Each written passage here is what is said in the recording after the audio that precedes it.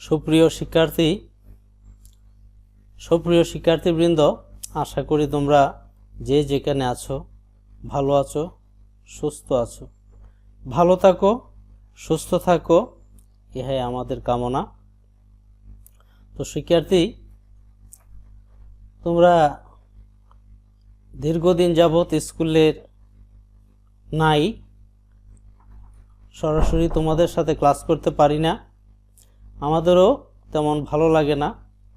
তো যে অবস্থায় আছো, একান্ত প্রয়োজন ছাড়া তোমরা বাড়ি থেকে বের হবে না। আর একান্ত প্রয়োজনে যদি বাড়ি থেকে বের হতে হয় তাহলে তোমরা মাস্ক ব্যবহার করবে, মাস্ক ছাড়া বাড়ি থেকে বের হবে না। তো ঘরে থেকেও যাতে লেখাপড়ার কাজটা চালিয়ে যেতে পারো, এই জন্যেই এই অনলাইন ক্লাসের ব্যবস্থা বর্তমান সরকার করেছে। আমরাও চেষ্টা করে যাচ্ছি যাতে ঘরে বসেই তোমাদের লেখাপড়াটা হয়। তো প্রিয় শিক্ষার্থী, আমি আজকে সপ্তম শ্রেণীর বন্ধুদের তথ্য যোগাযোগ প্রযুক্তির পঞ্চম অধ্যায় নিয়ে আলোচনা করব। আজকের বিষয়বস্তু শিক্ষায় ইন্টারনেটের ব্যবহার। তো প্রিয় শিক্ষার্থী, প্রথমেই আমরা দেখছি শিক্ষায় ইন্টারনেটের ব্যবহার। তো শিক্ষাক্ষেত্রে ইন্টারনেট আসলে কি জিনিস? ইন্টারনেট হচ্ছে ইন্টারকানেক্টেড নেটওয়ার্ক, অর্থাৎ নেটওয়ার্ক। অসংখ্য নেটওয়ার্কের সমন্বয়ে গঠিত বিশ্বব্যাপী বৃহৎ কম্পিউটার নেটওয়ার্ক হচ্ছে ইন্টারনেট। তো প্রিয় শিক্ষার্থী, আমরা আমি এই ব্যাপারে আলোচনা করব।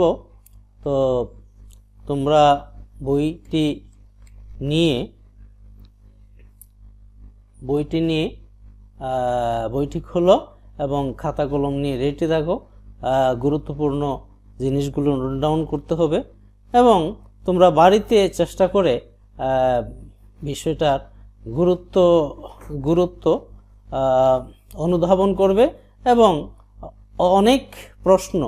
নিজেরা অনেক প্রশ্ন তৈরি করবে এবং বইয়ের সাহায্য নিয়ে উত্তর বের করবে। এভাবেই এই পঞ্চম অধ্যায়ের উপরে তোমাদের একটা প্রস্তুতি হয়ে যাবে পরীক্ষার জন্য। তো চলো প্রিয় শিক্ষার্থীবৃন্দ, আমরা আজকে এই পঞ্চম অধ্যায়ের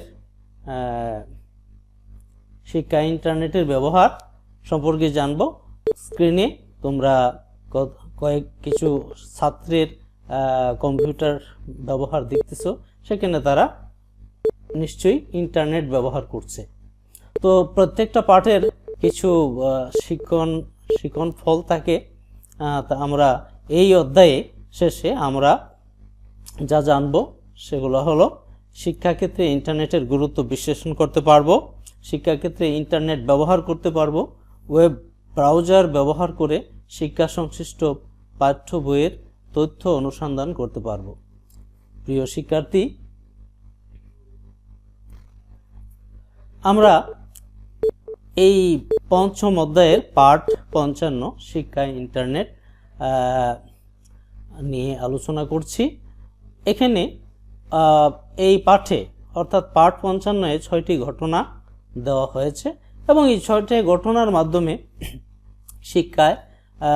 শিক্ষায় ইন্টারনেটের কি ব্যবহার তা তুলে ধরা হয়েছে। আসো আমরা সেই বইয়ের এই ঘটনাগুলো সম্পর্কে একটু অবগত হই। মিলিয়ে নাও। ঘটনা 1, মিতুল তার বাংলা বইটি হারিয়ে ফেলেছে। তার সেটি মোটেও হারানোর ইচ্ছে ছিল না, কিন্তু সেটি সত্যি হারিয়ে গেছে। স্কুল লাইব্রেরি থেকে তার প্রিয় গল্পের বইগুলো আনার সময় হাতে অনেকগুলো বই হয়ে গিয়েছিল। তখন কোনো এক ফাঁকে বাংলা বইটা হাত গলে পড়ে গিয়েছিল, সে টেরও পায়নি। বাসায় এসে তার ভারী মন খারাপ। সুন্দর বাংলা বইটা তার খুব প্রিয় বই ছিল। শুধু তাই নয়, কয়েকদিন পর পরীক্ষা। সে বই ছাড়া কেমন করে পড়বে? এই বিপদ থেকে তাকে রক্ষা করলো তার বড় ভাই। সে জানে এনসিটিবি ন্যাশনাল সি কারিকুলাম টি text text book and B দিয়ে বোর্ড, অর্থাৎ NCTB national curriculum and text book বোর্ডের ওয়েবসাইটে সব পাঠ্যপুস্তক রেখে দেওয়া আছে। যে কেউ সেখান থেকে বই ডাউনলোড করে নিতে পারে, তার প্রয়োজনীয় বই ডাউনলোড করে নিতে পারে। শুধু তাই নয়, প্রিন্টারে প্রিন্ট করে সেটাকে বাঁধিয়ে নিলে সেটা পুরোপুরি সত্যিকারের বই হয়ে যায়। তাই কয়েক ঘন্টার মধ্যে মিতুল তার প্রিয় বাংলা বইটি পেয়ে গেল। প্রিয় শিক্ষার্থী, তাহলে আমরা এই ঘটনা থেকে কি বুঝতে পারলাম? এনসিটিবির ওয়েবসাইটে অনেকগুলো যে কোনো পাঠ্য বই মানে অনেকগুলো পাঠ্য বই লিখে দেওয়া আছে, সেখান থেকে যে কোনো পাঠ্য বই ডাউনলোড করে নেওয়া যায়। সেটা যেই আমরা তোমরা স্ক্রিনটা দেখো, সেই এনসিটিবির ওয়েবসাইট হলো www.nctv.gov.bd। সেখান থেকে আমরা আমাদের প্রয়োজনীয় বই ডাউনলোড করে নিতে পারি। এবার ঘটনা, তাহলে প্রিয় শিক্ষার্থী, আমরা বই হারানোর যে ভয়, সেটা থেকে আমরা অনেকটাই আমরা মুক্ত থাকতে পারছি। ঘটনা 2, আকাশ তার বিজ্ঞান বইয়ে পড়েছে প্লুটো নাকি আর গ্রহ নয়। শুনে সে অবাক হলো। সেই ছোটবেলা থেকে সে শুনে এসেছে প্লুটো সৌরজগতের একটা গ্রহ। হঠাৎ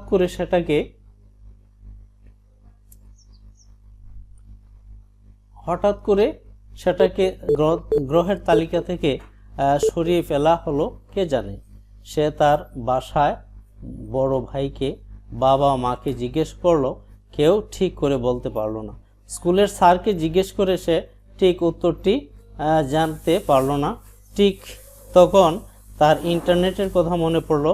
সে ইন্টারনেটে প্লুটো গ্রহ নিয়ে একটু খোঁজাখুঁজি করতেই উত্তরটি জেনে গেল।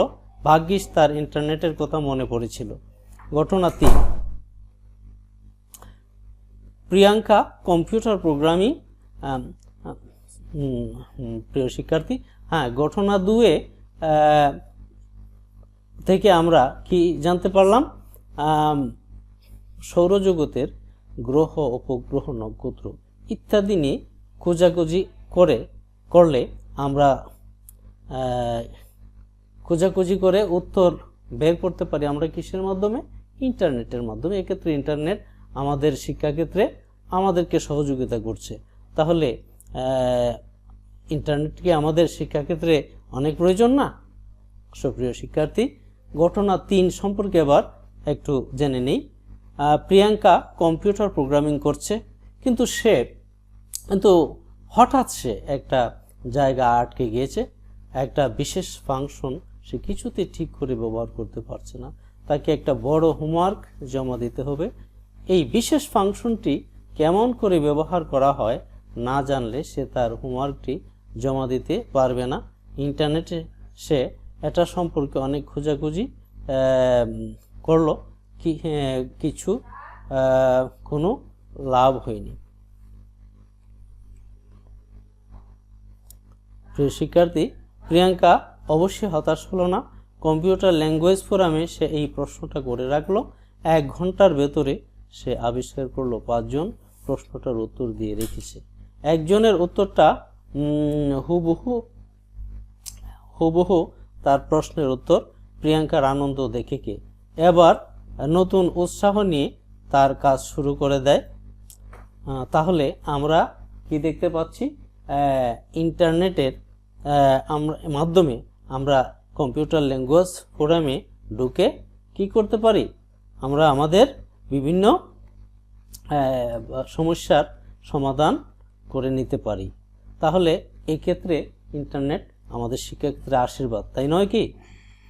প্রিয় শিক্ষার্থী, এবার আমরা ঘটনা 4 একটু পড়ি। রতন ইংরেজি পরীক্ষা দেবে। সে বেশ অনেক দিন থেকে ইংরেজি পড়ে আসছে, কিন্তু ঠিক বুঝতে পারছে না তার পড়াশোনা যথেষ্ট হয়েছে নাকি আরও দরকার। কি করবে সেটা নিয়ে তার বন্ধুর সাথে কথা বলছিল। বন্ধু বলল, তুই অনলাইনে এবার পরীক্ষা দিয়ে দেখিস না? কেন, কেমন শিখেছিস? রতন জিজ্ঞেস করলো। অনলাইনে পরীক্ষা দেওয়া যায়? বন্ধু বলল, অবশ্যই। রতন ইন্টারনেটে ঢুকে অনলাইন পরীক্ষার একটা ওয়েবসাইটে ঢুকে দেখলো সত্যি সেখানে পরীক্ষা দেওয়ার ব্যবস্থা আছে। খুব উৎসাহ নিয়ে পরীক্ষা দিয়ে সে আবিষ্কার করলো তার প্রস্তুতি বেশ ভালো। অনলাইন পরীক্ষায় বাড়তি সুবিধাটাও সে আবিষ্কার করলো। সে প্রশ্নগুলোর ভুল উত্তর দিয়েছে, যে প্রশ্নগুলোর ভুল উত্তর দিয়েছে সেগুলোর শুদ্ধ উত্তর কী হবে সেটাও সে জেনে নিল। তাহলে প্রিয় শিক্ষার্থী,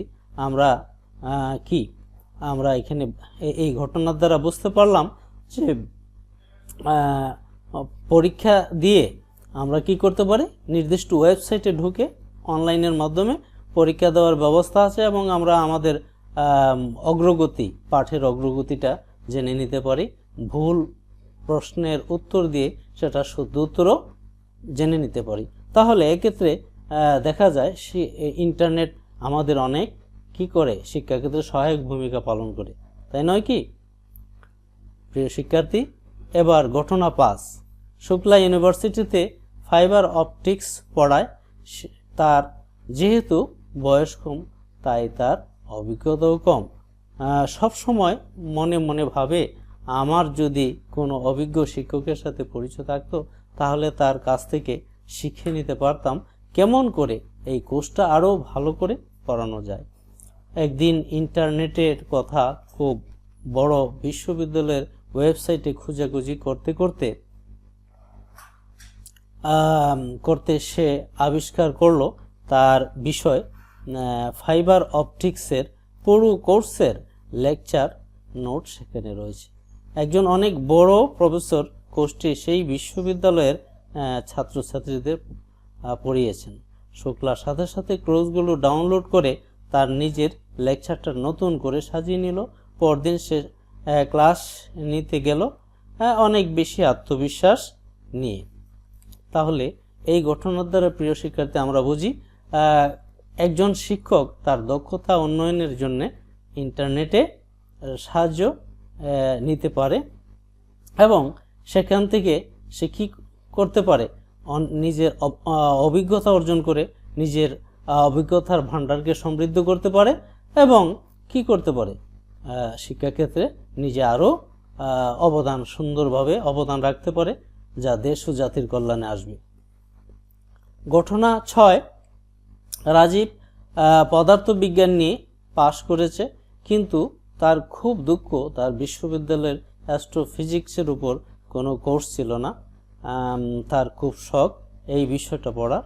হঠাৎ করে খবর পেল খুব বড় একটা বিশ্ববিদ্যালয়ে একজন বড় প্রফেসর অ্যাস্ট্রোফিজিক্সের উপর অনলাইনে একটা কোর্স দিচ্ছেন।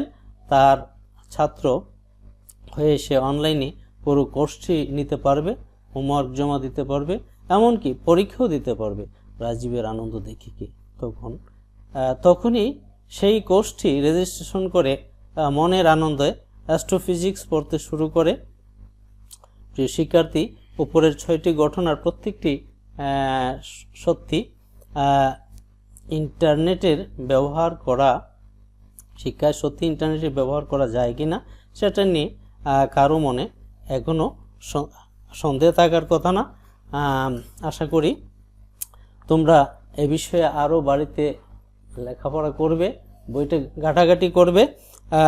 আর এই পাঠে আমরা কি কি নতুন করে শিখতে পারলাম, আমরা কি কি বিষয় শিখতে পারলাম 6টা ঘটনার দ্বারা, তোমরা একটু নোট ডাউন করে নাও। আমি ইন্টারনেট কাকে বলে? অসংখ্য নেটওয়ার্কের সমন্বয়ে গঠিত বিশ্বব্যাপী বৃহৎ কম্পিউটার নেটওয়ার্ক হচ্ছে ইন্টারনেট। প্রথম ঘটনা 1-এ আমরা জানতে পারলাম এনসিটিবির এর ওয়েবসাইট www.nctv.gov.bd থেকে আমরা যে কোনো পাঠ্য বই ডাউনলোড করে নিতে পারি এবং আমাদের সমস্যা দূর করতে পারি। ঘটনা 2, সৌরজগতের ও গ্রহ, উপগ্রহ, নক্ষত্র ইত্যাদি সম্পর্কে যে কোনো অজানা তথ্য অতি সহজেই ইন্টারনেটের মাধ্যমে খুঁজে বের করে জেনে নিতে পারি। ঘটনা 3, কম্পিউটার প্রোগ্রামিংয়ের জটিল ফাংশনের ব্যবহার সম্পর্কে অভিজ্ঞতা অর্জনের জন্য ইন্টারনেট ব্যবহার করে কম্পিউটার ল্যাঙ্গুয়েজ ফোরামের সাহায্য নেওয়া যায়। ঘটনা 4, ইন্টারনেটের মাধ্যমে অনলাইন পরীক্ষার ওয়েবসাইটে ঢুকে পরীক্ষা দিয়ে নিজের প্রস্তুতি যাচাই করা যায় এবং শুদ্ধত্ব সম্পর্কে জেনে নেওয়া যায়। ঘটনা 5 থেকে জানতে পারি ইন্টারনেটের মাধ্যমে নিজ পেশাগত দক্ষতা উন্নয়নের জন্য প্রচুর তথ্য খুঁজে নেওয়া সম্ভব, এতে করে আত্মবিশ্বাস বৃদ্ধি পায়। ঘটনা 6 থেকে সবশেষ ঘটনা 6 থেকে ইন্টারনেটের মাধ্যমে অনলাইনে নিজের পছন্দ অনুযায়ী বিশ্ববিদ্যালয়ের কোর্সের রেজিস্ট্রেশন করা যায়। প্রিয় শিক্ষার্থী, তোমরা বাড়িতে বইটা বেশি বেশি স্টাডি করবে এবং তোমাদের অনেকগুলো প্রশ্ন তৈরি করবে, অনেকগুলো প্রশ্নের উত্তর তৈরি করবে। আর আজ আর অধিক নয়, আশা করি তোমরা তোমাদের পরীক্ষার জন্য প্রস্তুতি নিয়েছো। আজ এ পর্যন্তই, ধন্যবাদ।